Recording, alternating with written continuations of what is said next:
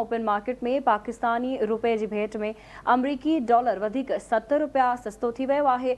अमरीकी डॉलर वधिक 70 रुपया सस्तो थियण खां पोइ 316 रुपयनि जो थी वियो आहे। अहम ख़बर खां खे आगाह कयूं पिया। ओपन मार्केट में पाकिस्तानी रुपए जी भेट में अमरीकी डॉलर वधिक 70 रुपया सस्तो थी वियो आहे।